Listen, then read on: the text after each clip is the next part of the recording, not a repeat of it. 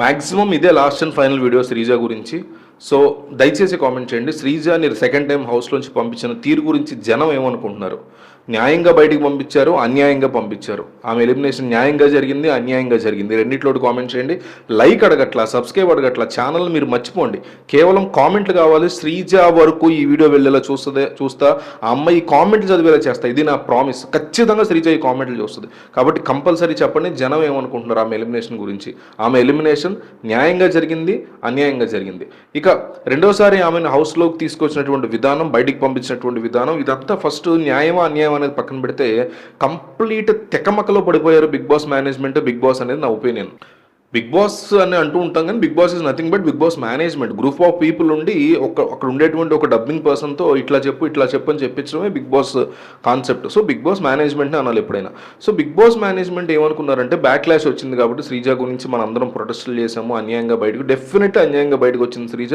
ఆ ప్లేస్లో ఎవరు వచ్చినా సరే అన్యాయం కింద దాన్ని మనం లెక్కేయాలి. క్వశ్చనే లేదు అసలు, దాంట్లో అసలు సెకండ్ పాయింటే లేదు. అయితే వచ్చినటువంటి దాని మీద అందరం బ్యాక్ క్లాష్ చేశాము, సోషల్ మీడియాలో ప్రొటెస్ట్ జరిగింది, చాలామంది సీరియస్గా క్వశ్చన్ చేశారు బిగ్ బాస్ ఆడియన్స్. కాబట్టి ఎలాగోలా పంపించాలనుకుని లోపలికి తోశారు. తోసినప్పుడు ఒక్కదాన్ని పంపించి 12 మంది ఉన్నారు కాబట్టి 12 మందితో రోజుకి 2 టాస్కులు పెట్టి 7 టాస్కులు, 12లో 7 విన్ అయితే టాస్కులు నువ్వు ఇంట్లో ఉండే అర్హత ఉండాలి అని ఒక రూల్ పెట్టి, దాంతోపాటు బయట ఉండాలా వద్దా శ్రీజ అని ఒక పోల్ పెడితే ఏదో ఒకటి తెలియదు. ఇది ఒక రీజనబుల్ పద్ధతి. మళ్ళీ బయటకు వచ్చింది అనుకోండి ఆడియన్సే పంపించేశారు అనుకోవచ్చు, లేదు లోపలే ఉందనుకోండి ఆడియన్సే ఉంచారని చెప్పి ఈసారి మళ్ళీ ఎలిమినేషన్లో ఉంటే ఆడియన్స్ పంపించేస్తే ఓట్ల ప్రకారం ఈసారి వేరేలా కాకుండా డైరెక్ట్గానే ఇక మీద ఎవరిని వేరేలా పంపించలేదు, అంత ధైర్యం చేయరు మనం చేసిన దానికి. సో అలా అయినా పంపించుంటూ ఒక పద్ధతి. అలా కాకుండా సంబంధం లేని ప్రాతిపదిక లేకుండా భరణి అనేటువంటి వ్యక్తిని పట్టుకొచ్చారు. అసలు పట్టరావడం అంటే బేసిక్గా శ్రీజాతో పోటీగా ఆయన హౌస్లోకి తీసుకురావడం టెంపరీ హౌస్మేట్గా చాలా దారుణమైన విషయం.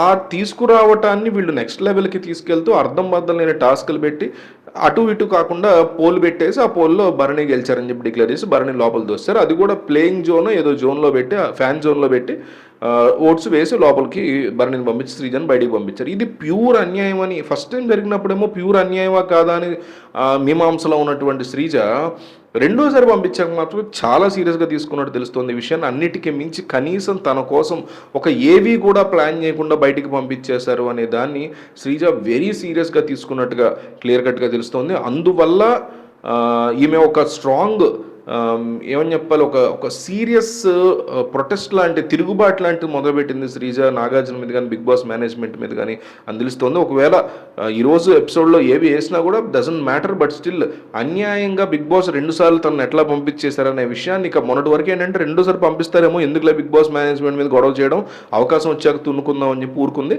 ఇప్పుడు ఇక గట్టిగా ఒక యూట్యూబ్ ఛానల్ పెట్టి బిగ్ బాస్లో జరుగుతున్నటువంటి అన్యాయాలన్నీ కూడా తెర మీదకి తీసుకొచ్చేటువంటి ఉద్దేశంలో శ్రీజ ఉన్నట్టుగా క్లియర్ కట్గా తెలుస్తుంది.